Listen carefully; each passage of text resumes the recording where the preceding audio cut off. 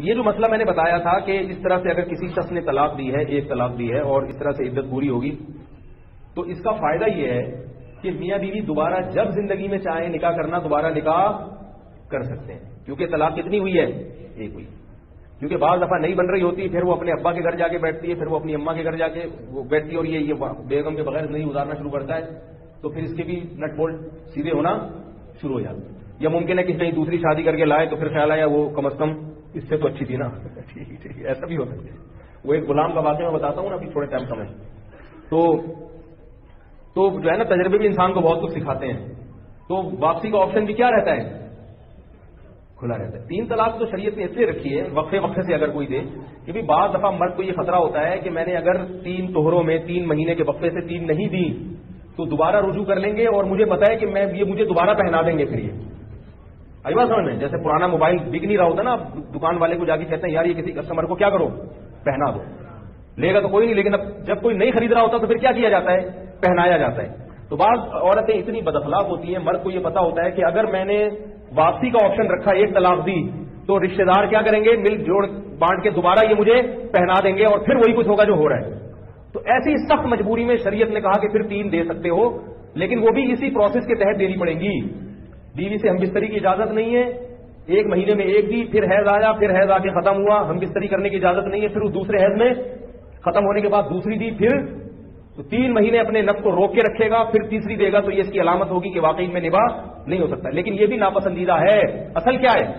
1 دے بس، اس کے بعد دوبارہ دے ہی نہیں، تاکہ جب واپس آنا چاہے. ہمارے حضرت نے ایک واقعہ سنایا کہ ایک پٹھان آیا میرے پاس اور کہنے لگا بہت پریشان ہوں، سارے جوڑ توڑ کر کے سنگے مروڑ کر کے دیکھ لیا، بیگم کنٹرول بھی نہیں آ رہی، جوڑ توڑ بھی کر لیا، سنگے مروڑ بھی کر لیا. تو پھر حضرت نے ان کو یہ طریقہ بتایا، اس طریقے سے 1 طلاق دو. پہلے تو پورا پروسیس سمجھایا کہ جوڑ خاندان والوں کو بٹھاؤ. اس نے کہا سب کچھ جوڑ توڑ سنگے مروڑ ہو چکا ہے. پھر وہ ہوا کہ اس پروسیس کے تحت اس نے 1 طلاق دی.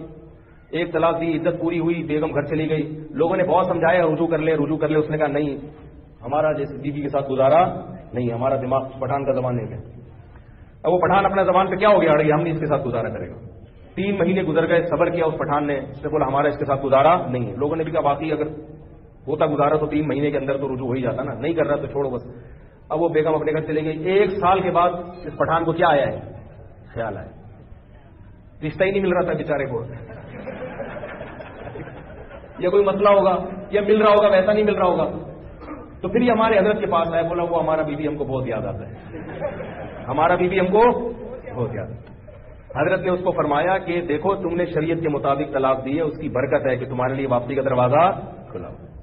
تو بیوی کو پیغام بھیجا شروع میں، تو وہ پٹھان بیوی کے بھی پٹھان رشتے دار نا، ہم نے طلاق دی ہے، ہمارا بہنوں ہی نہیں ہے، غلط ہے، ہم جان سے مار دے گا بندوق.